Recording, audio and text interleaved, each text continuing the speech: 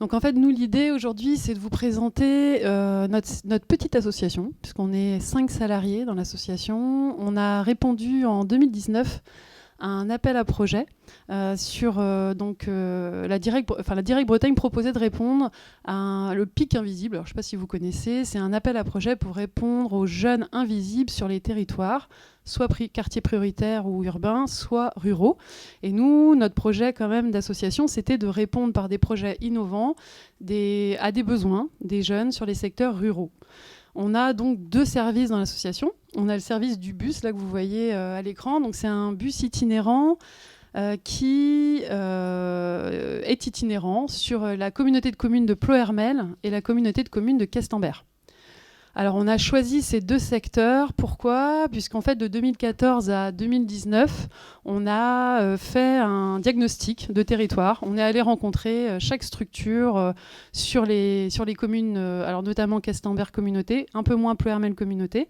Et on a rencontré les animateurs jeunesse, les jeunes dans la rue, les partenaires pour un peu sonder en fait le public pour voir s'il était nécessaire ou pas d'imaginer cette structure itinérante d'accès aux droits pour les jeunes. Donc c'est un bus qui est pour les jeunes de 15 à 30 ans, donc c'est assez large. On touche effectivement des jeunes mineurs, pour le coup des fois effectivement décrocheurs, mais pas que. Des jeunes suivis dans le cadre d'un RSA, des jeunes aussi à la rue, des jeunes invisibles. Et l'idée, c'est d'aller vers eux sur les territoires et de créer du lien social avec eux. Alors, on est tous éducateurs spécialisés, soit éducateurs de jeunes enfants et éducateurs spécialisés, soit éducateurs de prévention. On a aussi une conseillère économique, sociale et familiale parmi nous. On a une stagiaire aussi aujourd'hui, éducatrice. Et l'idée, c'est vraiment de faire de la prévention. Donc, dans ces communes rurales, d'aller à la rencontre des jeunes, là où ils se trouvent.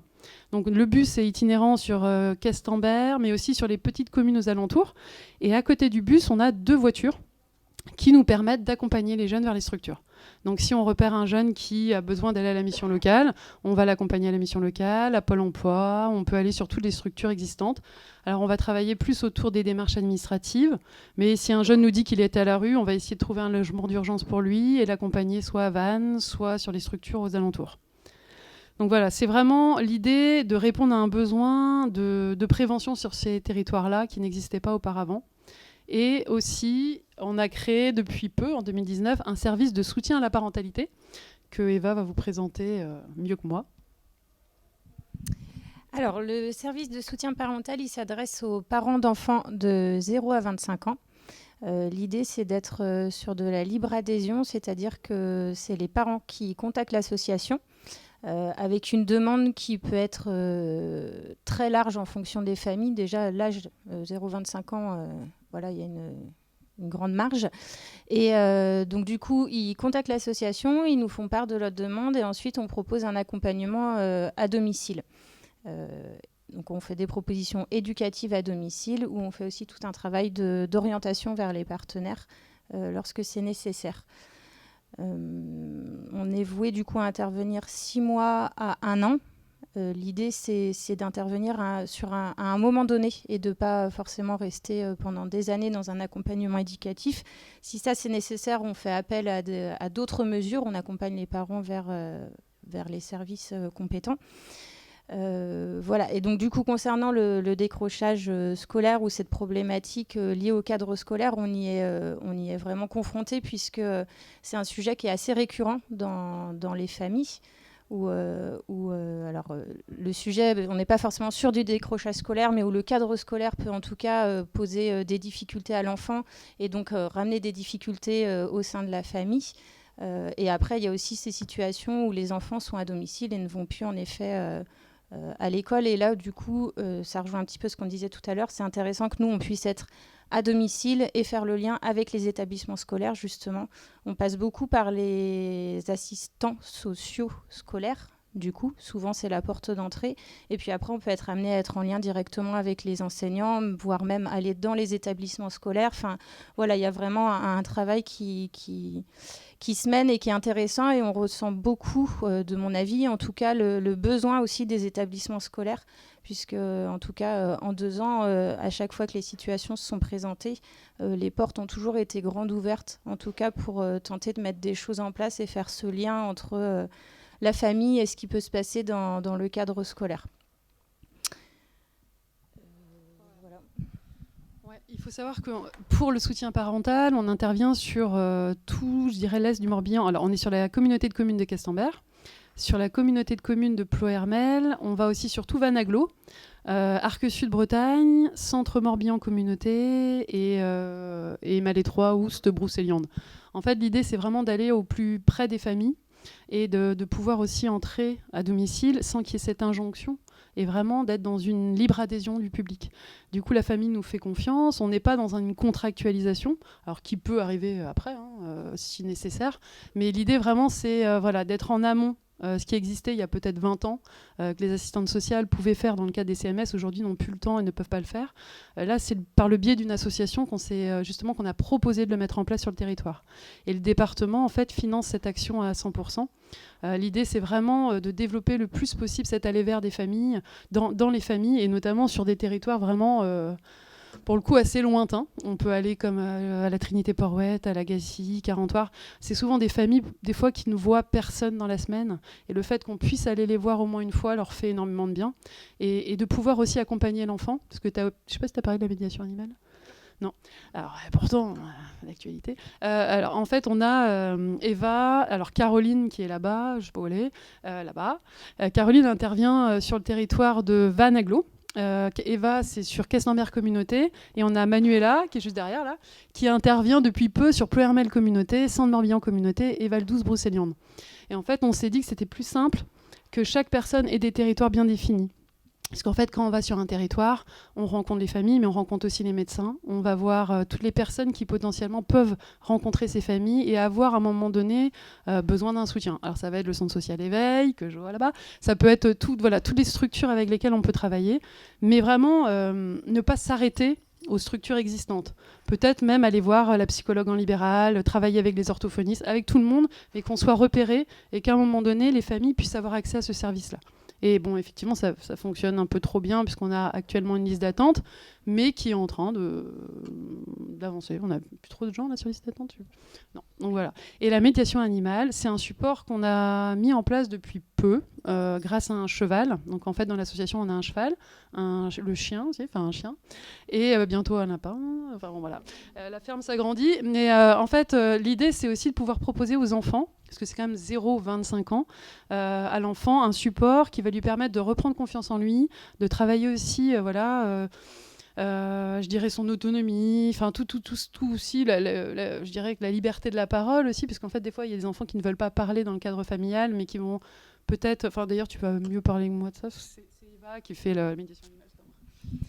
Oui, sur la médiation animale, du coup, en effet, l'idée, c'est soit d'avoir l'animal comme facilitateur de liens pour créer la relation éducative, soit vraiment d'être sur un travail sur des objectifs précis, en fait, avec des séances régulières pour accompagner les enfants, du coup, à dépasser certaines difficultés. On travaille beaucoup sur tout ce qui est confiance en soi, estime de soi.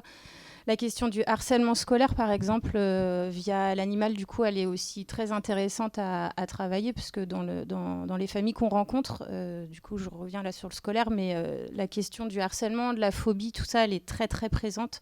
Et donc, du coup, en effet, via le support de l'animal, toutes ces choses-là sont possibles à travailler un peu autrement, en tout cas. Ouais, sur 145 familles, là, actuellement, on a 61 jeunes en souffrance psychique. Donc quand on compte la souffrance psychique, on a effectivement le harcèlement, mais pas que, la dépression. Des jeunes aussi en voie déscolarisation, pour le coup, pas mal quand même, de décrocheurs, mais des jeunes qui se scarifient, des jeunes qui aujourd'hui, en fait, mine de rien, on disait ce matin que le Covid n'avait pas trop impacté. Nous, on se rend compte que si, en fait, le Covid a vraiment impacté. Et pour le coup, des jeunes en souffrance très forte, qui ne veulent plus retourner, pour certains en cours, au collège notamment, dès la 6e, donc c'est quand même très tôt.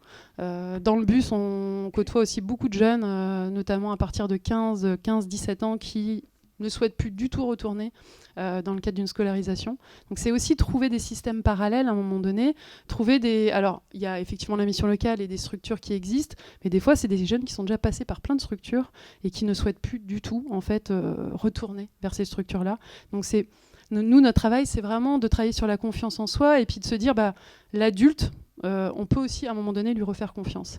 Et donc redonner une image positive de l'adulte et accompagner le jeune vers des structures, puisque nous, on a confiance dans ces structures en tant que professionnels, redonner confiance aux jeunes.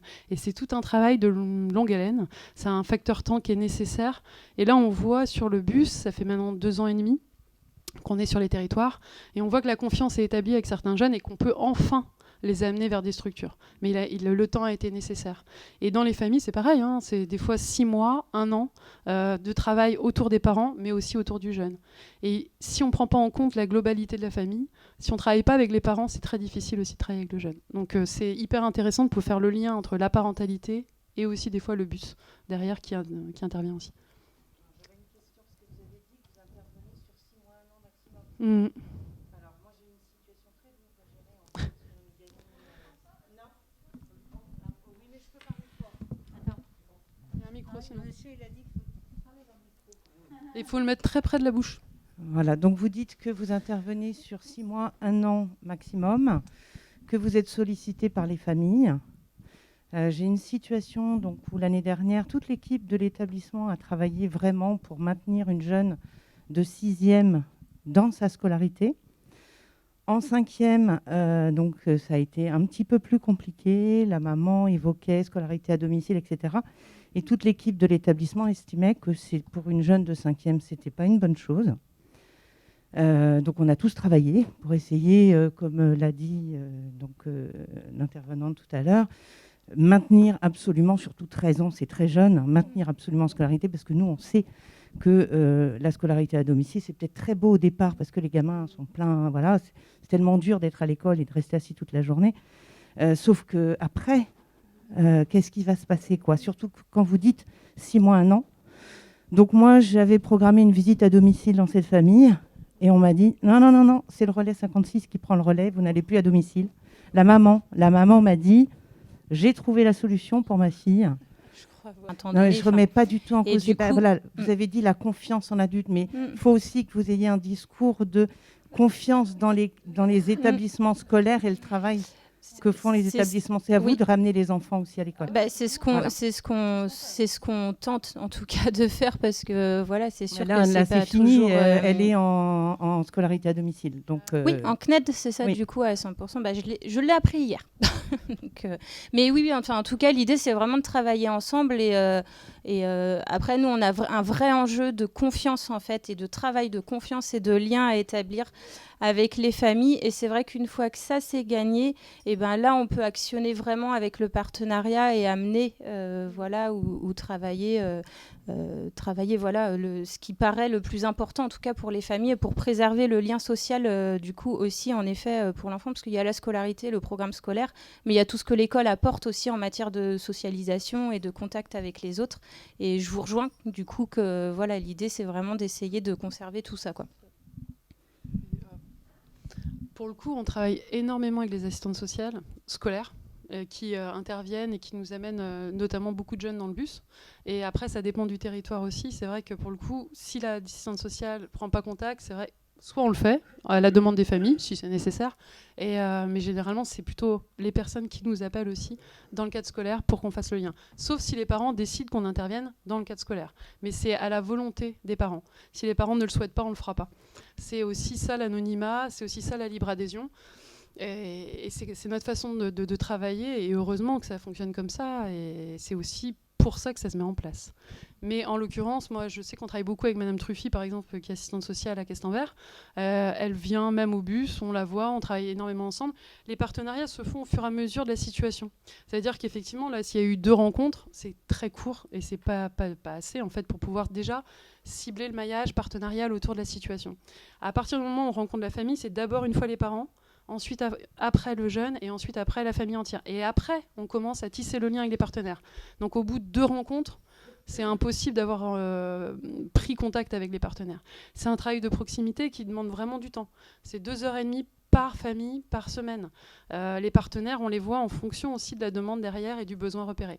Donc c'est sûr, pour le coup, si vous avez été sur cette situation-là et que le lien n'a pas été fait, c'est peut-être que le maillage n'avait pas encore été tissé, quoi. Je crois que c'est à moi. Moi, je vais faire un petit pas de côté, mais bon, je suis psychologue à la Maison des adolescents de Vannes, où on reçoit les jeunes de 12 à 18 ans. C'est pluriprofessionnel, puisqu'il y a des éducateurs, il y a des médecins. On n'a plus de pédopsychiatre, on fait un appel, là.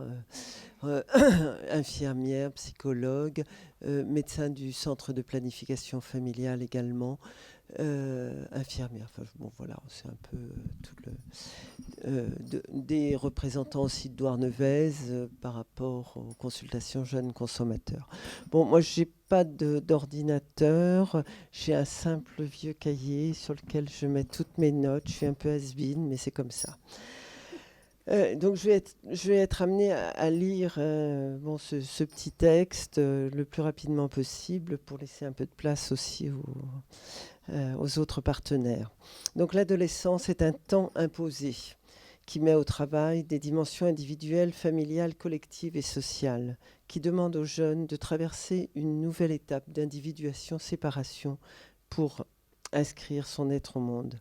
Le décrochage scolaire serait donc moins une problématique individuelle qu'une question singulière dont le sens est à chercher avec l'adolescent dans toute sa subjectivité. Le décrochage, et j'y tiens parce que je trouve que en décomposant ce mot en décrochage, on peut comprendre des choses. Ce décrochage fait perdre le rapport au temps. Temps mort, temps suspendu, un temps qui, s'il est parfois actif, est hors temps de son âge. Effectivement, il s'arrête d'être l'élève, il s'arrête d'être ce qu'on lui demande d'être en général. À la Maison des ados, on reçoit de nombreux jeunes, collégiens et lycéens ou apprentis. Pour beaucoup d'entre eux, aucun signal d'alerte n'a été repéré pendant les classes primaires, même si parfois on pourrait entrevoir ou prévenir des signaux de décrochage. Le jeune, très souvent, recevait pendant la scolarité des notes suffisamment bonnes pour que le narcissisme infantile ou parental s'active. Il en est tout autre au collège, ou peut-être même après. Mais on va commencer, on a souvent beaucoup de collégiens quand même à la Maison des adolescents. Et où les notes baissent et où les enjeux scolaires et d'orientation deviennent plus prégnants. Parler de décrochage pour nous professionnels, c'est autant s'inscrire dans la prévention que dans la recherche de compréhension clinique pour ceux qui déjà quittent le chemin de l'école pour en trouver d'autres. Tout le monde s'accorde pour dire que les causes du décrochage scolaire sont multifactorielles. Et si le décrochage fait symptôme, nous savons aussi qu'à l'adolescence, ces symptômes sont réversibles. Et c'est important. Et c'est pour ça qu'on est nombreux aujourd'hui autour de cette question. C'est de cela dont il faudra s'occuper. Multifactoriel voudra donc dire aussi multiprofessionnel dans les réponses à donner. Nous aurons effectivement besoin de tous les acteurs de terrain pour un travail en commun. Et c'est ce dont on se rend compte là encore pendant ce temps de partage, avec et autour de l'adolescent. La difficulté majeure chez l'adulte sachant, c'est la projection. Bon, pas tous les adultes, nous sûrement pas. Hein, on est tous à égalité, on ne projette jamais rien sur les jeunes. Mais bon, certains le font quand même. Une seule porte d'entrée ne suffira pas à comprendre cette problématique sociale, médicale, psychologique, familiale, éducative et enfin scolaire. Élaborer ensemble pourra tout simplement permettre le petit pas de côté pour sortir du jugement et éviter la fabrique des incasables et des exclus du système. Si on est là aujourd'hui, on sait que c'est un plan national, ce sont des millions d'euros, mais sont effectivement, pour ces jeunes-là, on sait que le nombre de jeunes décrocheurs risque effectivement d'avoir des troubles sociaux, des troubles au niveau de la santé. Enfin, sont des futurs adultes en détresse et en grande difficulté qui occuperont quelquefois les EPSM et autres, ou la rue plus particulièrement, et avec une misère grandissante. Et ça, c'est important de l'avoir en tête. Les adolescents décrocheurs utilisent l'école comme expression symptomatique. Comme psychologue, ce sera pour moi ma porte d'entrée. Le symptôme est pour la pensée psychanalytique une tentative de résolution d'un conflit intrapsychique. Il a un sens que l'adolescent ne comprend pas toujours lui-même. Le travail de compréhension demandera du temps et méfions-nous de toute réponse dans l'immédiateté. Alors je le dis quelquefois parce que les parents ont envie d'avoir des réponses rapides à toutes leurs questions. Les jeunes aussi, et je le comprends tout à fait, mais je me méfie un petit peu de ces diagnostics qu'on peut donner comme ça, très rapides, comme ils sont HPI, ou ils sont 10, ou ils sont phobiques scolaires, ou ils sont hyperactifs, enfin bref, tous ces lots de dysfonctionnement, mais qui parlent aussi de nos difficultés à faire du lien. Nous donnons facilement, quand un jeune présente des difficultés au sein d'un établissement scolaire. Nous ne devons pas oublier que l'école est le premier lieu symbolique qui représente l'espace social, et ce dès tout petit. Il est, on pourrait dire, avec la fonction paternelle, un séparateur d'avec la maison, d'avec la famille, et je vais le rajouter quelquefois avec la mère. Mais bon, ça peut être subsidiaire, mais on sent que beaucoup de jeunes aussi, qu'on rencontre, vivent seuls avec leur maman. Il y en a quand même beaucoup. L'adolescent viendra probablement chercher dans ce lien des possibles pôles d'identification chez les adultes que compose l'école. Adultes avec lesquels certains auront envie de se confronter. Les confrontations avec l'école, le collège, auront parfois à être comprises comme un désir d'accrochage et non plus comme un désir de désaccrochage ou de décrochage.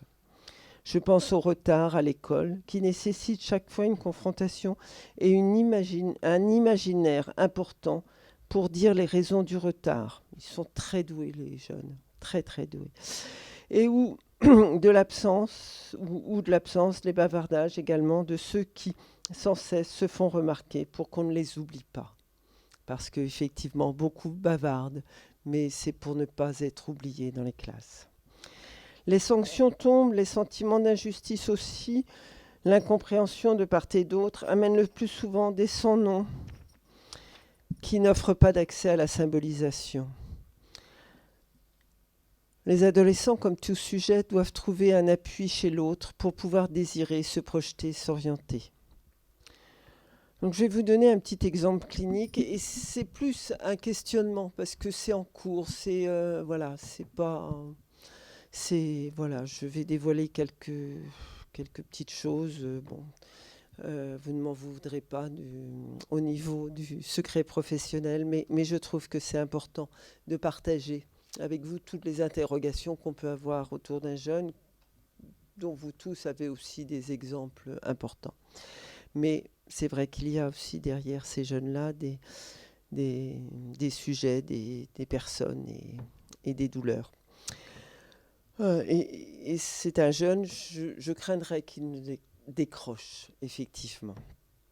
Donc Robert, j'ai choisi un prénom très à la mode, comme vous vous en rendez compte.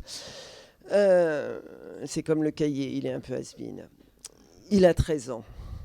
Il arrive toujours en retard au collège. Et pourtant, il doit être un de ceux dont l'habitation est la plus proche.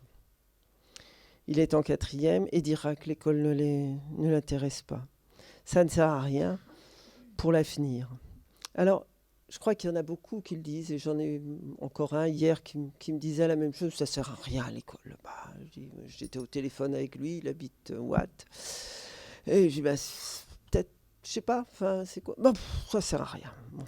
On va essayer de comprendre, mais on se rend bien compte que beaucoup de ces jeunes-là ont du mal à faire le lien. Les liens, c'est la problématique, je dirais, des pathologies du lien aujourd'hui pour beaucoup de ces jeunes-là. C'est L'avenir, on n'en sait rien. Alors, on ne leur offre pas toujours un avenir grandissant, même si j'ai entendu qu'en ce moment, je sais pas comment... J'ai toujours pas compris, moi, comment ça se faisait. J'arrive pas à faire le lien entre le Covid et tout d'un coup plein d'emplois. Mais je sais pas si vous avez compris, mais moi, j'ai pas compris. J'ai pas encore fait le lien, il va falloir que je m'y penche. Bon, il se projette pas. Il a déjà eu 2 comas éthyliques. Il a 13 ans. Il fume. Pas que des cigarettes. Il est juste prépubère. Quand je l'ai rencontré, il n'était pas plus haut que ça, Yann. Il accepte de venir à la MDA, même seul. Alors, extraordinaire, hein. Il est là à l'heure. À l'école, il ne l'est pas, mais il est là à l'heure, même s'il n'est pas rentré chez lui la nuit. Donc, c'est pour vous dire.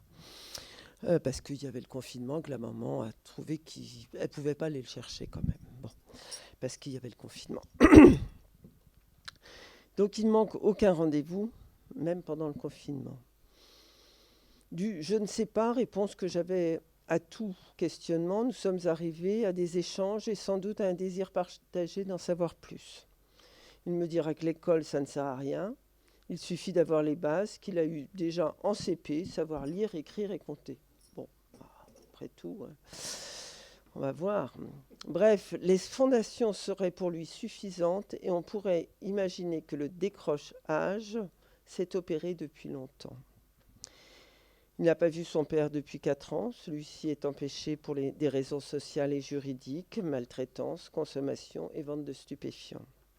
Sa mère n'arrive pas à faire valoir une autorité éducative qui aiderait Robert à se construire à l'adolescence. Il ne pourra se confronter à cet adulte fragile socialement et psychologiquement. Il pourra même l'appeler la punk à chien. Mais elle est de bonne composition, la maman. Elle vient, elle a envie de comprendre, elle a envie d'aider. Hein. Voilà, il n'y a pas de jugement dans tout ça. Madame, pour éviter que son fils fasse le mur, condamne le volet de sa chambre. Ça y est, le volet est enfin ouvert, d'après ce que j'ai su. Robert n'y verra plus la lumière. Ce n'est pas bien grave, hein. Avec les jeux vidéo, on peut le faire quand même. Néanmoins, on repérera que le fer remplacera les mots qui aident à la symbolisation. On sent bien que plus nous, on mettra de mots, plus on échangera, plus ça aidera à éviter les passages à l'acte. Les passages à l'acte comme les décrochages, hein, c'est un passage à l'acte comme un autre qui dit, voilà, ça vient dire quelque chose du jeune. Donc plus on mettra des mots et mieux ce sera. De fait, depuis 1 an, il n'y aura plus eu ni d'alcoolisation ni de fugue, quand même, pour ce jeune. Robert me dira faire beaucoup d'efforts. Il n'arrive plus que quelques minutes en retard à l'école. Bon, c'est déjà mieux que rien. On n'est pas à 1 heure. Donc, son histoire deviendrait presque banale à la MDA. Manque de mots, mais cependant désir de comprendre aujourd'hui. On avance pas à pas avec lui, avec sa maman et avec les figures grand-parentales de l'histoire familiale. Parce que je n'imagine pas pouvoir travailler sans penser, au-delà de la famille. La famille est importante et puis il y a aussi ce qui se transmet de façon transgénérationnelle. C'est peut-être parce que je suis grand-mère aussi, donc je veux en faire partie un peu. Le grand-père maternel incarnant une figure, lui, d'autorité probablement familiale et surtout de l'État, par sa position sociale qui a été reconnue par le passé institutionnellement. Robert a les bases, comme il le dit, mais il ne se projette pas. Tel un architecte qui ne construirait que les fondations, sans jamais dessiner les contours de l'édifice, ni les fonctions internes de celui-ci. C'est un petit peu comme les pièces, l'intérieur, on ne le fait pas. Hein. Pourtant, Robert cherche, puisqu'il vient à la MDA.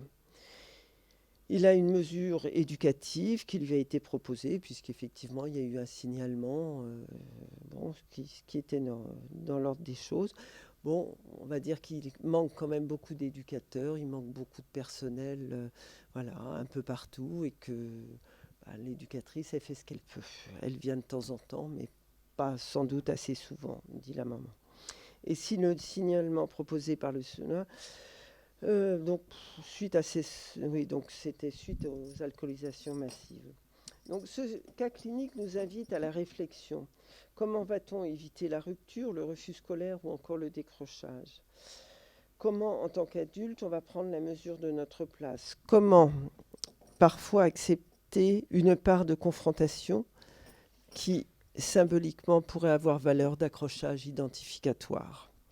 Effectivement, je crois que il y a une demande, hein, qu'on tienne le coup, et je reconnais qu'on est tous, quelquefois, se dire, là, on aurait envie de baisser les bras. Mais souvent, la confrontation avec ces jeunes, ça va vraiment avoir ça me faisait penser tout à l'heure à ce que vous disiez. Il y a plus de garçons que de filles. Et je me dis, en termes d'identification, c'est important qu'ils aient aussi des figures masculines pour pouvoir s'identifier à. Que transfère-t-il sur chacun d'entre nous, adultes ? Qui sommes-nous dans leurs yeux d'adolescents ?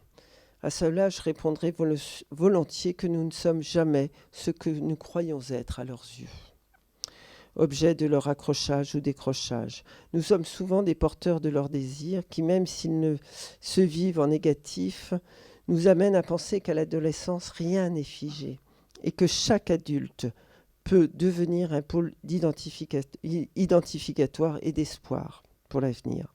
Robert, en mettant des mots, commence à construire des limites.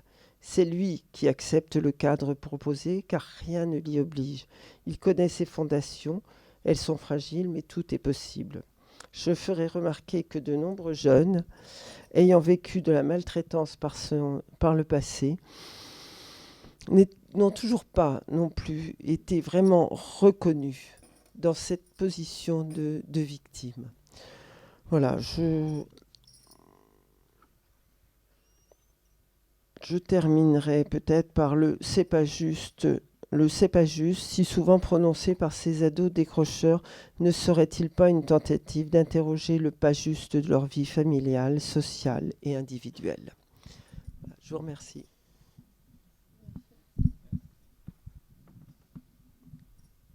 Alors peut-être, je passe, je passe à Monsieur le dévéate, disant que peut-être ce jeune-là, hein, avec toutes les questions qui se posent, pourrait aller aussi au Capado, hein, mais j'ai pas de réponse.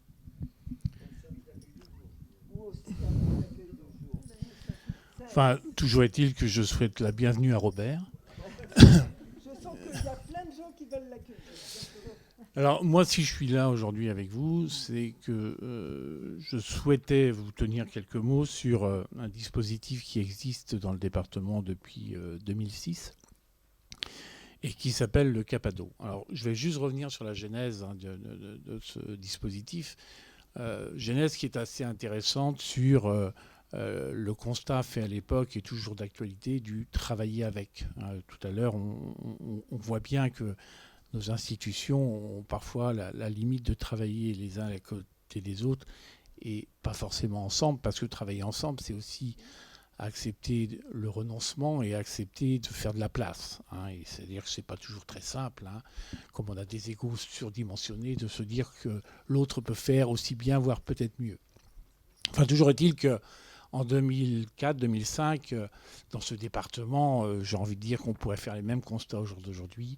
Certains adolescents n'arrivent pas à trouver leur place ou de l'apaisement dans les structures qui sont censées leur apporter protection et mieux-être.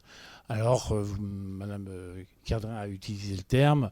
À l'époque, c'était plus d'actualité. On utilisait avec beaucoup de ferveur le terme de patate chaude parce que, comme on ne savait pas faire, on n'avait pas trouvé forcément d'autre solution que de se passer les situations de ces enfants qui venaient nous perturber dans nos compétences et notre savoir-faire. L'originalité et le mérite de la concertation entre les acteurs à cette période-là, à savoir Dr Chadli, pour ne pas le nommer, pour la pédopsychiatrie, les acteurs du département pour la protection de l'enfance et Mme Moisan pour les services de la PJJ, faisaient les constats que tout le monde rencontrait ce même type de difficultés. au profit d'un public dit vulnérable, voire doublement vulnérable, enfin toujours est-il très empêché dans leur parcours, que ce soit de vie ou scolaire. Donc il y avait nécessité non pas de se dire que rien n'était bon, mais que de faire en sorte que les compétences puissent se croiser de façon plus harmonieuse et plus fréquente pour essayer de créer du possible où tout le monde se trouvait complètement dépourvu devant les actes posés, parce que souvent ça prenait la forme d'actes d'incivilité ou d'hostilité ou de violence, et tout le monde était à la fois affolé, inquiet et puis un peu démuni face à ça.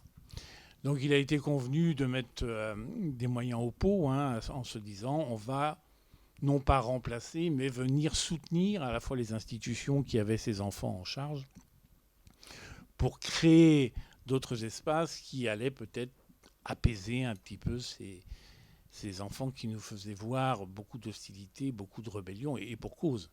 Ils étaient en placement parce que malmenés par le monde des adultes, en priorité bien souvent leurs propres parents. Donc ils avaient surtout envie de faire voir qu'ils allaient mal. Et quand vous allez mal, qu'est-ce que vous faites pour faire voir que vous allez mal ? Vous vous distinguez. Alors soit vous avez suffisamment de compétences scolaires et vous devenez le premier de la classe, ou soit vous n'avez pas ces compétences scolaires et vous tapez dans les murs ou vous perturbez. Donc le plus grand nombre perturbait les établissements scolaires, perturbait les institutions qui les recevaient.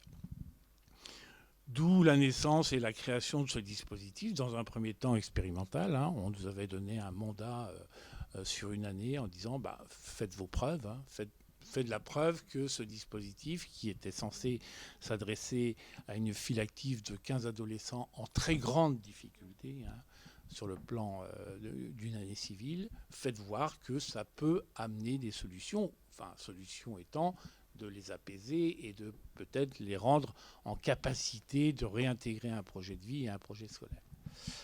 Donc, allez, banco, on y va, on se projette dans cette réalité avec une double dimension d'intervention, la création d'une équipe technique avec pédopsychiatre, cadre de santé, psychologue, chef de service PJJ et moi, votre serviteur, comme coordinateur du CAPADO en tant que chef de service du centre départemental de l'enfance. Et puis de se dire que l'avantage, c'était déjà pour une première fois de réunir tout le monde. C'est-à-dire que même si la denrée est rare de la pédopsychiatrie, c'était quand même assez fabuleux de se dire que tous ces professionnels allaient pouvoir réfléchir sur la situation d'un enfant dit perturbateur, dit difficile, dit incasable, et de se dire qu'il devenait à ce moment-là digne d'intérêt, digne de réflexion pour inventer un futur aussi modeste soit-il. Donc la constitution de l'équipe technique qui était arrêtée, il fallait définir à côté de ça les modalités d'intervention à l'adresse du public. Parce qu'il ne s'agissait pas de recréer une nouvelle équipe qui allait recevoir à nouveau l'enfant, l'entendre dans ses difficultés. J'ai envie de dire, pour être très vulgaire, le baratin, ça suffit. Si à un moment donné, ces enfants, il faut aussi qu'ils aient la possibilité de vivre, ils doivent aussi avoir accès à l'insouciance, au loisir, au jeu, au plaisir. Donc il fallait convenir de modalités d'intervention à l'adresse de ce public en direct. Alors on avait un public qui pouvait à certains moments sortir de temps d'hospitalisation conséquents. Donc il y avait aussi, parce qu'il faut aussi être dans la vraie vie, il y avait aussi un caractère de dangerosité, de s'adresser à ces jeunes-là et de les accompagner sur des séquences précises. Donc il a été convenu qu'un binôme d'intervention serait construit qui comprendrait un infirmier mis à disposition par le PSM de Saint-Avé et un éducateur mis à disposition par notre établissement. Donc un binôme d'intervention sur la forme de séquences, matin ou après-midi, maximum 2 séquences semaine, sur la base de définition d'objectifs en lien avec l'établissement qui avait sa charge, entre guillemets, de prise en charge, puisque le public visé bénéficiait de mesures éducatives au titre de la protection de l'enfance ou au titre du pénal, donc protection judiciaire de la jeunesse. Et à partir de ce moment-là, une fois les objectifs définis, le binôme intervenait, et contrairement à ce que madame pouvait dire, on ne va pas les chercher dans les chambres, eh bien nous, on est allé les chercher dans les chambres. C'est-à-dire que, alors ça ne veut pas dire qu'on est arrivé avec les rangers, c'est qu'on a poussé les portes, mais on a proposé une offre qui était aussi une offre de surprise, c'est-à-dire qu'on avait reçu le jeune, et on lui avait annoncé, si tu ne peux pas venir, nous, on va aller vers toi, quoi, hein. Donc c'était déjà les premières constructions du aller vers et du faire avec. Et là, le principe d'intervention du Capado, c'est en effet et systématiquement de faire avec, de redonner envie, de repartir du désir de l'enfant, hein, qui déjà était un peu surpris quand on lui pose cette question-là, parce que les travailleurs sociaux, les jeunes dont je vous parle, ils connaissent, hein. Les éducateurs, ils en ont vu 56 000, des bureaux à peu près autant, et des discours bienveillants autant. Maintenant, du faire avec, pas forcément toujours. C'est-à-dire que quand on te demande, garçon, de faire, ou jeune fille, de faire l'effort de te lever pour aller transpirer ou courir ou aller au stade ou aller faire un mini-footing, si tu transpires, jeune homme, on va transpirer avec toi. C'est-à-dire que ce qui t'est imposé, on se l'impose, et ce que tu fais, on le fera avec toi. Et si ton désir, c'est de faire une activité que l'on ne maîtrise pas, on s'exposera aussi. Donc c'est le principe d'intervention du Capado. On fait avec, on partage cette expérience, et si tu as envie de nous parler de ce qui te chagrine ou qui t'empêche, tu nous en parleras. On ne viendra pas de manière intrusive chercher ce qui te pose problème, mais par contre, on va te donner toutes les conditions pour les mettre en œuvre et tenter de les dépasser. Alors on ne travaille pas seul, on travaille avec l'établissement qui a en charge le jeune homme en question. C'est l'établissement qui continuera à intervenir auprès de la famille. Le Capado n'intervient pas auprès de la famille. Le Capado est un espace totalement dédié à l'enfant en question, à l'adolescent en question, et on fait systématiquement avec lui autour d'objectifs définis. Alors, quand on parle de décrochage scolaire, on ne va pas lui donner de l'enseignement, mais par contre, on va provoquer des activités qui vont l'amener à nous montrer, et ce qui nous permettra d'évaluer où il en est réellement sur les acquisitions scolaires. C'est-à-dire qu'on ne va pas lui demander de compter, mais on va faire par exemple une partie de fléchette où il va devoir calculer, multiplier et ainsi de suite, ce qui nous permettra de vérifier où est-ce qu'il en est. On va partir du principe du jeu, de l'effort physique, pour l'amener aussi à se dépasser, à vérifier qu'il a des compétences, ce qui bien souvent n'est pas sa croyance. Lui, il pense qu'il est à peu près le dernier des derniers des derniers, et comme il est le dernier des derniers des derniers, forcément, on n'a rien à attendre de lui. Donc c'est une vraie épreuve qui lui est adressée, et c'est une vraie contrainte, et c'est une vraie vigilance que les professionnels qui interviennent au Capado doivent s'imprimer tous les jours. C'est-à-dire qu'il ne s'agit pas de conseiller ou d'amener le jeune à faire des choses si on ne le partage pas avec. On ne peut pas demander à un adolescent de se découvrir si on ne se découvre pas soi-même. Et c'est le principe d'action du Capado, tout en restant en lien avec les partenaires qui, eux, travailleront peut-être plus en lien avec le scolaire, même s'il nous arrive très fréquemment d'avoir autour de la table des représentants de la classe relais ou d'institutions spécialisées style DITEP, parce qu'à un moment donné, ça peut être un projet commun. Nous, notre angle d'attaque, c'est l'enfant ou l'adolescent dans sa singularité, dans ses difficultés, dans ses empêchements de faire, pour tenter, moyennant des séquences qui peuvent aller de 3 à 6 mois, de faire en sorte de déverrouiller ou de déconstruire la représentation qu'il a de lui-même.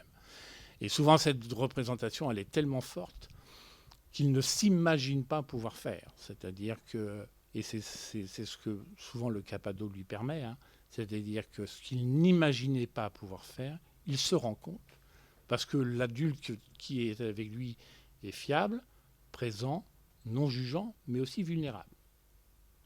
Cadrant, mais aussi vulnérable, puisque face à une activité nouvelle, pour lesquelles il n'y aura aucune censure, hein, on le dit parfois en rigolant, une jeune fille qui a fréquenté le Capado souhaitait faire de la couture. Bon, ça amène toujours un petit sourire, bon, pas chez vous, hein, mais ça amène souvent un petit sourire. Et bien, tout le monde a fait de la couture. Et la jeune fille était très en réussite et très satisfaite de se dire qu'elle passait de la fonction de l'apprenant à celui qui apprenait. Donc c'est toujours un peu satisfaisant de savoir qu'on peut basculer d'un rôle à un autre avec une satisfaction et que l'autre, l'adulte, prend aussi ce que vous avez à proposer en termes d'expérience et de compétences. Donc le Capado, c'est ça. C'est pas de certitude, pas d'adulte qui arrive avec toute la puissance que le monde des adultes peut proposer parfois. Je sais, donc je te conseille, toi tu réalises et tu vas y arriver. Non. Le Capado déconstruit ça, cadre, parce qu'en effet, il y a une contrainte d'horaire, il y a une contrainte de présence, il y a une contrainte de tenue, il y a une contrainte de verbe, d'usage des règles de la bienséance.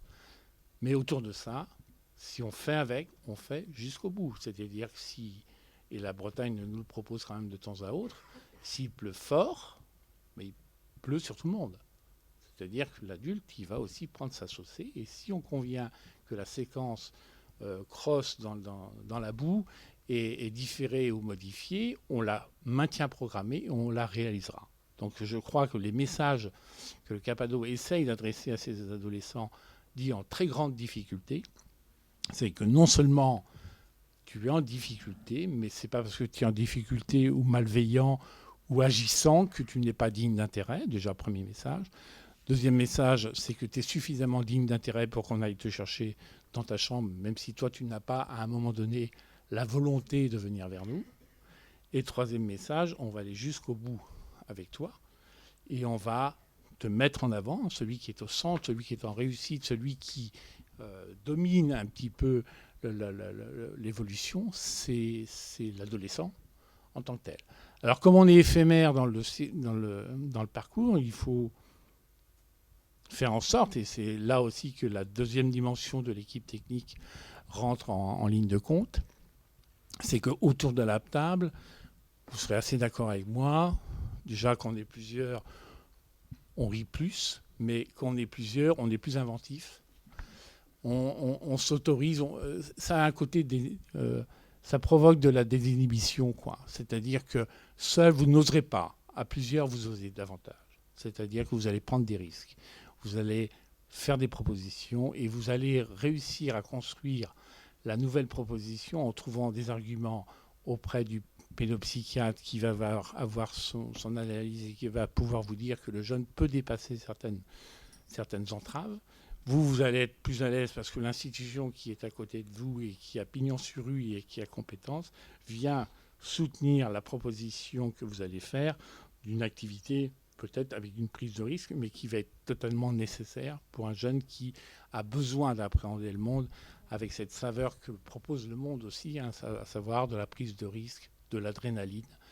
Et souvent, ces adolescents qui sont livrés à eux-mêmes, l'adrénaline, ils vont la chercher en conduisant des voitures sans permis, en consommant des produits qui leur retournent la tête. Or, la prise de risque ou le plaisir de la saveur du dépassement de soi, ça peut être aussi accompagné et partagé avec des adultes.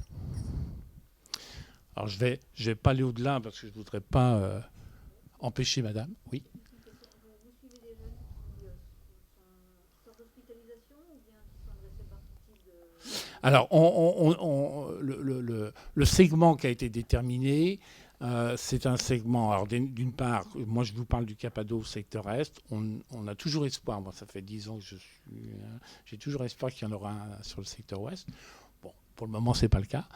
Donc on est sur le découpage de la sectorisation de la pédopsychiatrie. C'est-à-dire qu'au jour d'aujourd'hui, on ne s'adresse qu'à des jeunes sur le secteur de l'EPSM Saint-Avé.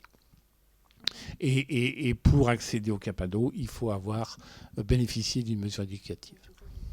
Et justement, il faut obligatoirement une mesure éducative pour y aller. Et les jeunes qui n'ont pas de mesure éducative... Mais ils se débrouillent. Non, je dis...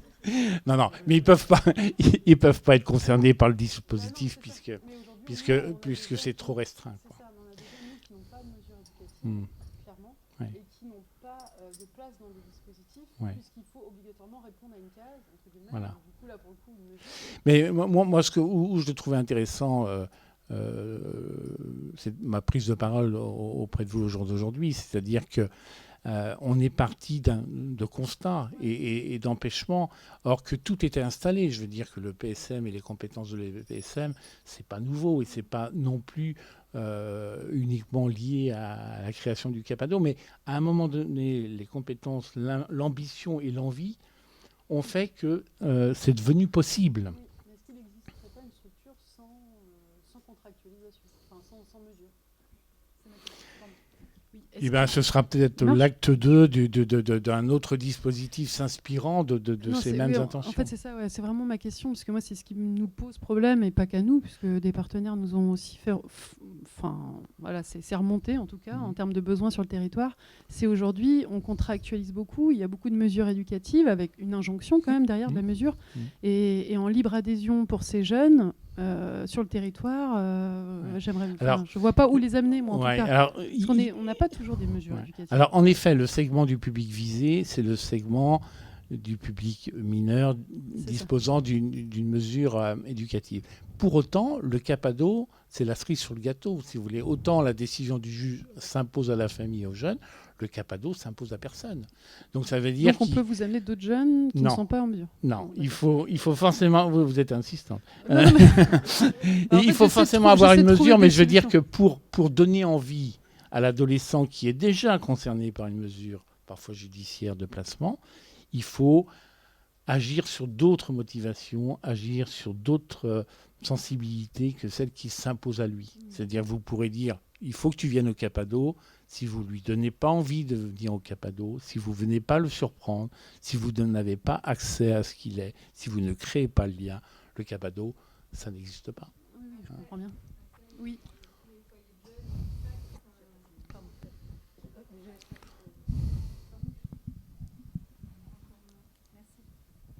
Oui, ce que je disais, c'est il y a tous les foyers de jeunes dans les communes et tout ça, où là, c'est vraiment...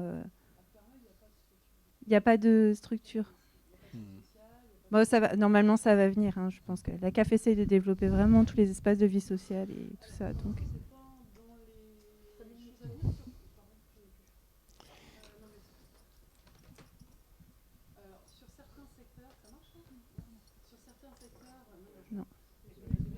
Sur certains secteurs, effectivement, des centres sociaux sont en cours. On voit à Questenberg Communauté, là, il y a le centre social Éveil, mais on sait qu'il y a une construction de centre social sur Questenberg. À Pleuhermel, ce n'est pas le cas. Et ce n'est pas du tout, pour l'instant, dans les idées, en tout cas, à venir. En tout cas, ils n'en parlent pas. Alors, si c'est le cas, ce ne sera pas tout de suite. Après, moi, c'est plutôt... Là, on parle de centre social avec une dynamique vraiment... Non, mais même s'il n'y a pas de centre social, il devrait y avoir des accueils à LSA jeunesse portés par les... moi, je parle des 14-18 ans, plutôt déscolarisés, comme là, on a, avec des jeunes...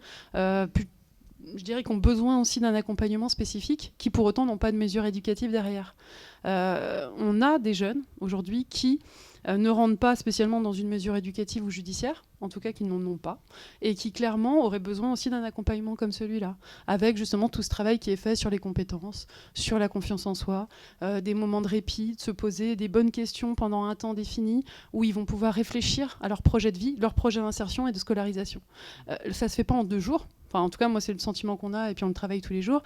Et je pense que c'est ce qui se passe aussi au service d'accueil de jour. Ils s'en rendent compte tous les jours. Il y a du temps, il faut du temps avec ces jeunes-là. Et clairement, aujourd'hui, ce qui manque, en tout cas, nous, on s'en rend compte, c'est des structures qui accueillent ces jeunes sans obligation, avec l'idée de se poser pendant un certain temps. Et ce certain temps-là va nous permettre aussi de travailler sur une formation, sur une mise à l'emploi peut-être à venir, en lien avec les partenaires. Excusez-moi, peut-être qu'on va passer la parole. Oui. Alors, juste un dernier pas mot par parlé, rapport... Non, mais c'est juste par rapport au fait que... Pour Oui, revenir c'est juste ça. oui, madame. Juste pour revenir à ce que vous indiquiez tout à l'heure, par rapport à l'image de l'intervention dans la chambre. Bon, le CAPADO est intervenu dans les squats, ainsi de suite. Mais ce qui donne légitimité à aller dans la chambre d'un adolescent, c'est ça. C'est l'envie et puis la légitimité partagée des services qui demandent l'intervention. Et ce qu'on peut vérifier, au-delà de la surprise de l'adolescent, quand il toc, toc, toc, toc, et qu'il voit les 2 personnes du CAPADO, au-delà de la surprise, il y a un côté cocasse qui ne le dérange pas tant que ça, finalement. Parce que finalement, ce que vous dites, messieurs, dames, vous le faites. C'est-à-dire que vous avez dit que vous viendriez me chercher eh ben, je vois que vous êtes là, quoi.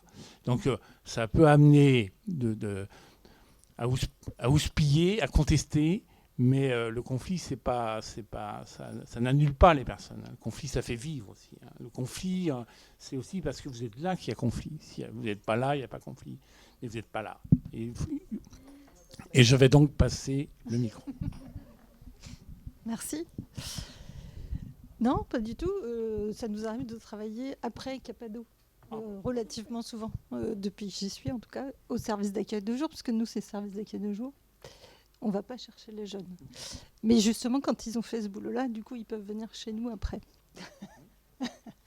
Le service d'accueil de jour de la sauvegarde 56 donc, est un service de protection de l'enfance, donc nécessite, dans le cadre traditionnel, pour répondre à la collègue de l'autre bout de la table, nécessite une mesure éducative dans la plupart des cas. Mais on évolue aussi avec ça. Et donc je vais pouvoir vous donner peut-être un peu de solutions. Il y a le directeur et la chef de service qui sont là, donc s'ils ne sont pas d'accord avec moi, ils vous le diront. Mais normalement, on commence à évoluer. Normalement, on évolue un petit peu là-dessus. Du coup, je vous parle quand même du service d'accueil de jour dans sa globalité un peu traditionnelle. 2 équipes, une à Vannes, une à Lorient. 21 places officielles d'emploi du temps plein. Donc une trentaine de jeunes, 30 à 35 jeunes par an qui passent par là. 24 en continu sur les 2 services. Les jeunes du SAGE, ils ont 14 à 18 ans et jeunes majeurs. Bénéficient d'une mesure éducative, puisque c'est normalement l'origine de la demande, c'est quelqu'un qui connaît les jeunes, qui a une mesure éducative, de plein d'horizons différents, là, pour le coup, par contre, et qui adresse au service d'accueil de jour une demande de soutien à l'égard de jeunes qui soit sont scolarisés, et s'ils ne sont pas encore complètement décrochés, ne sont pas très loin d'y être, soit non plus d'obligation scolaire et sont complètement en perte de projet, on va dire. La formulation des demandes que les collègues nous adressent, c'est souvent besoin de reprendre un rythme, reprendre confiance en soi, retrouver de l'envie, retrouver du plaisir, retrouver du sens aux apprentissages, mais aussi à ce qu'on peut avoir besoin de mobiliser pour avancer dans son projet personnel, hein, pas que de formation ou d'orientation. On a un protocole donc classique. Suite à une demande éducative, on reçoit le jeune dans un rendez-vous d'accueil dans lequel on ne lui pose pas la question de toute sa vie, on lui pose la question de son histoire scolaire depuis la maternelle, depuis son entrée à l'école, jusqu'au jour où on le rencontre au SAGE.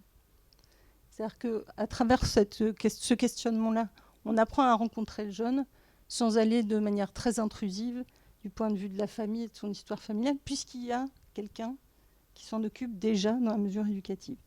Pour autant, ce qui amène des difficultés dans le parcours de ces jeunes au niveau scolaire ou de la formation, c'est qu'il y a eu des soucis précédemment, plus ou moins récents dans leur histoire, qui les amènent à ce jour où on se rencontre à être en difficulté et en questionnement sur ce qu'ils vont devenir dans les quelques semaines ou les mois qui viennent. Certains sont souvent soit déjà exclus une fois, voire plus, ou en passe de l'être, ou ils ne vont plus du tout à l'école depuis quelques semaines, quelques mois, voire quelques années, ça arrive aussi. Et du coup, on intervient pour leur dire que nous, on ne travaillera pas sans eux, et que s'ils ne sont pas d'accord pour venir travailler avec nous, eh ben, ce n'est pas nous qui allons les obliger, parce que le service d'accueil de jour, ce n'est pas un service d'éducation nationale où on va gérer son obligation scolaire, son droit à la scolarité, parce qu'on parle plutôt comme ça chez nous. Mais en tout cas, au SAGE, ils viennent parce qu'ils ont envie de venir. Et puis surtout, on n'ira pas les chercher. Et du coup, s'il n'y a pas une belle motivation pour venir au SAGE quand on habite du côté de Ploërmel, de Questembert ou de Grandchamp, comme pour parler que de Vannes, ben, on ne vient pas parce que c'est compliqué quand même de venir chez nous. Donc il y a tout le bassin Vannes-Thème, il y a tout autour aussi. Et on a eu des jeunes de Ploërmel qui ont tenu le choc en venant à 6h du matin et en repartant à 18h. Parce qu'ils y trouvaient un peu de sens et parce qu'on était en lien, évidemment, avec leur établissement scolaire et qu'on essaye le plus possible d'être auprès de leur réalité. Ils sont en lien avec la santé psychique, il y a du temps dans leur emploi du temps qui est consacré à ça. Ils sont en lien avec un dentiste, il y a du temps qui est consacré à ça. Ils vont à Capado pour finir une prise en charge. On le met dans leur emploi du temps. Tout est écrit dans l'emploi du temps. Pour autant que le jeune nous l'a demandé, que ça a été parlé et que ça a du sens pour lui. Voilà. Les emplois du temps au SAGE, ils peuvent commencer sur 1 heure par semaine et se terminer sur 4 demi-journées. Peu importe en fait. Ce qu'on prend en compte, c'est où en est le jeune, ce qu'il a besoin, ce qu'il exprime lui comme besoin, ce que son éducateur exprime comme besoin, ce que sa famille peut exprimer comme besoin. Et avec ça, on construit. Mais on ne construit jamais contre le jeune, mais plutôt avec lui et au rythme où il est, lui. Donc ça peut commencer tout petit et on progresse, plutôt que de faire l'inverse. Notre leitmotiv au SAGE, c'est de ne pas renouveler d'échecs.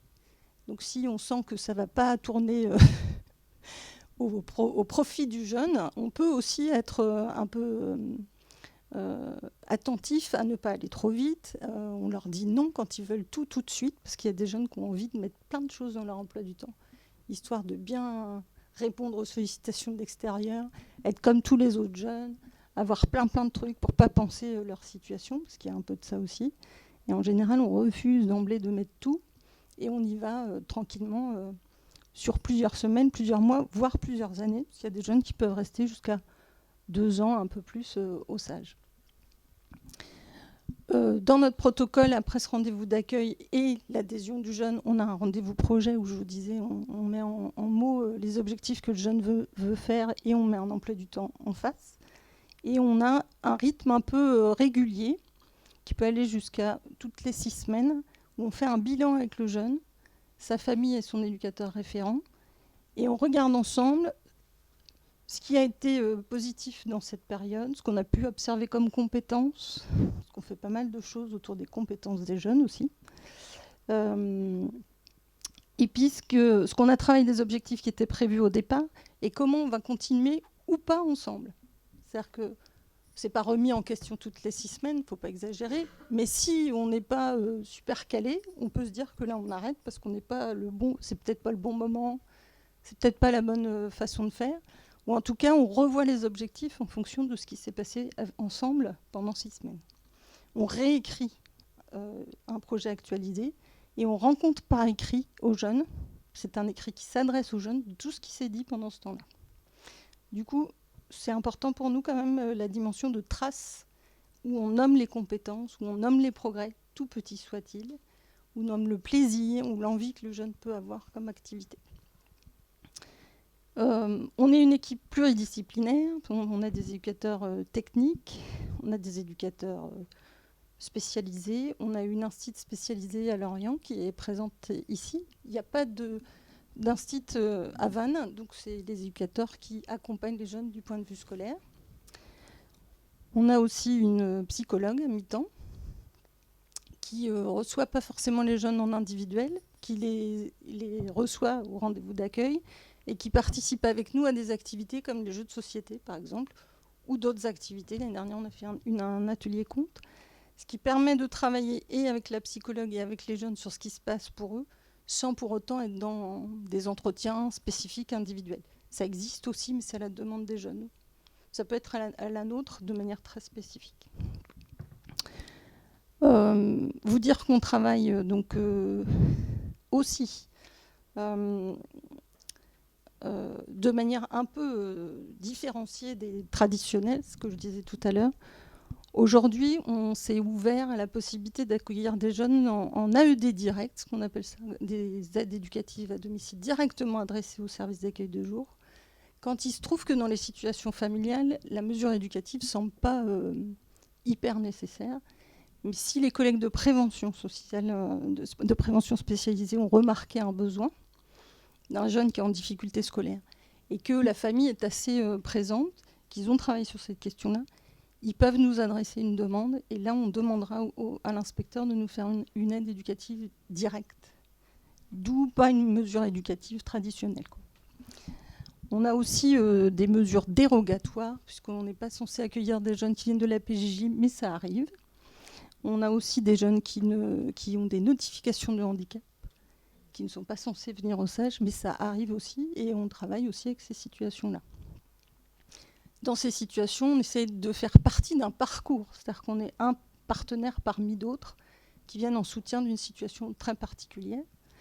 Il se peut que le service d'accueil de jour accompagne des besoins de notification aussi, des dossiers de reconnaissance de handicap. Ça peut arriver, ça dépend où en sont les jeunes. Si le handicap n'était pas pris en charge jusque-là, il va peut-être l'être avec nous, quoi. Voilà, on fait ce genre d'accompagnement aussi. On travaille évidemment avec tous les partenaires, missions locales et autres pour les jeunes qui ont plus de 16 ans. Et pour les plus jeunes, on travaille avec les établissements scolaires et les gens qui gravitent autour. Nos supports de travail, je disais, ça peut être du soutien scolaire. Nous, on fait des évaluations de niveau scolaire à travers ce qui s'appelle le CFG, qui est un exercice qui existe toujours. C'est un diplôme qui correspond pour les anciens au certificat d'études précédent.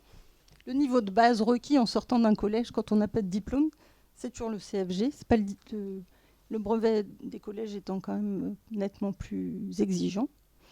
Et on amène des jeunes à passer cet examen-là en individuel. C'est-à-dire que comme ils ne sont pas dans l'établissement scolaire, on les inscrit de manière individuelle.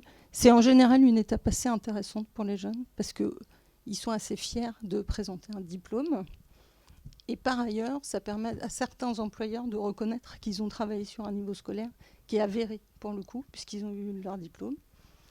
D'autant qu'en plus, il y a un entretien avec des professionnels à partir d'un dossier qui est constitué des ateliers qu'ils ont faits, des expériences de stage qu'ils ont pu avoir, et qui permet de les préparer à ce que va être le CFA et l'apprentissage après, parce que pas mal de nos jeunes vont vers là pour la suite.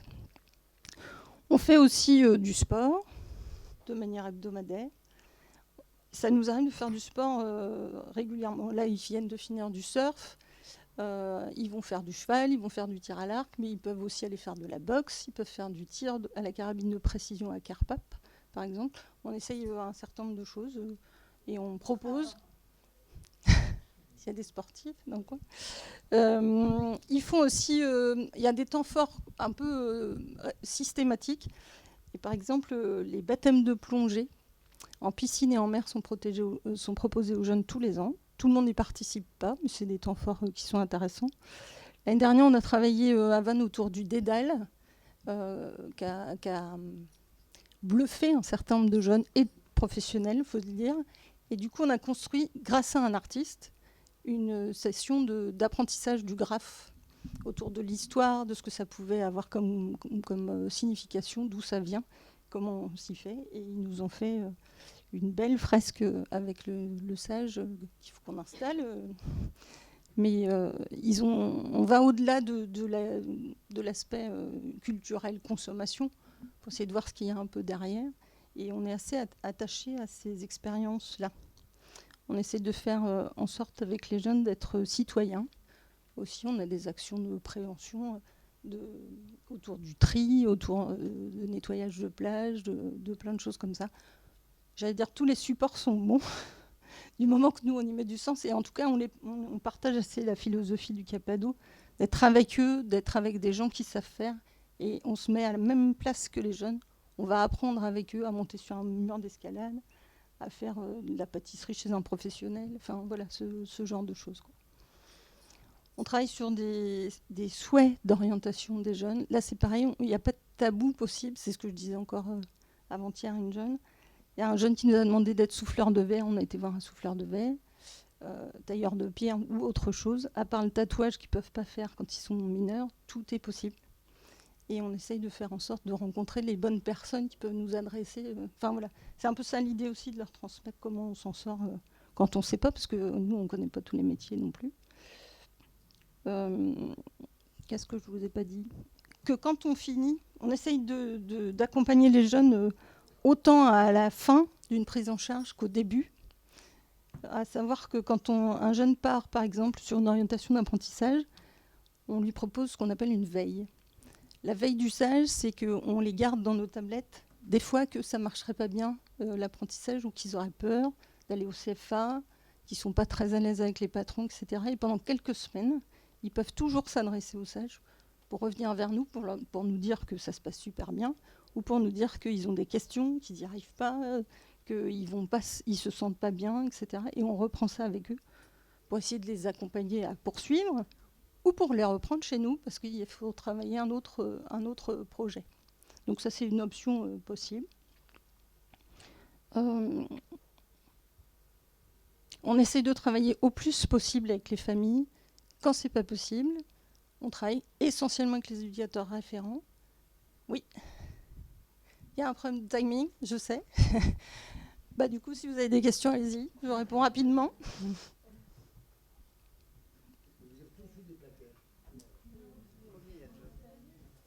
Combien il y a de jeunes ? À Lorient, il y a jusqu'à 21, 22 jeunes ensemble. Enfin, ensemble. Ils ne sont jamais tous ensemble, mais voilà. Et à Lorient, il y a jusqu'à 12, 13 jeunes possibles. Par petits groupes de 3, 4, souvent. Jamais plus de 3 en atelier technique pour des raisons de sécurité. Et puis autrement, voilà. Attendez, il y a une question ici. Attendez. Oui. Ouais, j'avais une petite question. En fait, moi, je travaille au programme de réussite éducative de Vannes, donc à Kercado et Ménimur principalement. Et on est souvent en lien avec des jeunes pour qui ce serait très intéressant de bénéficier de votre dispositif. Mais je rejoins Axel et je n'ai pas trop compris votre réponse là-dessus. Mais finalement, il y a pas mal de familles qui n'ont pas de mesures éducatives et pour lesquelles il serait vraiment intéressant qu'elles puissent participer à ce genre de projet. Et par exemple, vous disiez, alors on peut quand même mettre en place une mesure éducative directe. Mais par exemple, moi, est-ce que je peux... Enfin, je n'ai pas compris comment ça se met en place. Un professionnel social qui rencontre un jeune qui a des difficultés peut nous interpeller. Ouais. Après, on ne pourra pas accueillir tous les jeunes qui n'ont pas une scolarité très, très assurée au SAGE, puisqu'on n'a que 12 places à Vannes, par exemple. Ouais. Mais par contre, certains jeunes peuvent avoir du soutien. Si vous considérez qu'il n'y a pas besoin de mesures éducatives dans leur famille, on peut regarder les situations. Après, on n'accueillera pas tout le monde, parce que c'est quand même pas l'entrée traditionnelle. Mais ça arrive. D'accord. C'est pas réduit. Ouais. Et ce sera de toute façon sur un accord de l'inspecteur ASE, bien entendu. Il n'y a pas de mesure à la base, l'inspecteur peut donner quand même un accord. À la marge. Pardon. Non, effectivement, la prévention spécialisée intervenant sur les quartiers prioritaires de Vannes, la réussite éducative, peut travailler. Pourquoi on fait de la mesure en direct ? On contractualise. Moi, je pense que la contractualisation peut être une opportunité aussi pour une famille et un jeune. C'est vrai qu'on la centre sur l'intervention sur les besoins du jeune, à savoir la remobilisation scolaire. Mais on intervient toujours au titre de la protection de l'enfance, au sens où le décrochage scolaire est vu, nous, sous l'angle de la mise en danger du mineur. Donc la prévention spécialisée, par exemple, il y a quelques années, était obligée de faire valoir une mesure d'AED pour arriver sur l'accueil de jour. Ça mettait 1 an et demi. Donc aujourd'hui, effectivement, on travaille à pouvoir accueillir des jeunes en direct, à partir de leurs besoins, comme le disait Anne-Sophie Bratt, sous réserve de l'accord de l'inspecteur de l'aide sociale à l'enfance. Autrement, vous imaginez bien qu'un ensemble d'établissements scolaires nous solliciterait directement. Je suis un petit peu désolé, mais on va être obligé de clôturer cette journée. Je voulais vous remercier d'être venus nombreux, notamment dans cette salle, et puis de voir qu'il y a eu pas mal de questions et que ça a permis justement de faire connaître les uns et les autres ce que vous faites. Parce que, comme j'ai dit de l'autre côté, on fera tous nécessairement avec ce que l'on a, mais c'est en connaissant nos outils qu'on fera le mieux possible. Merci. Merci.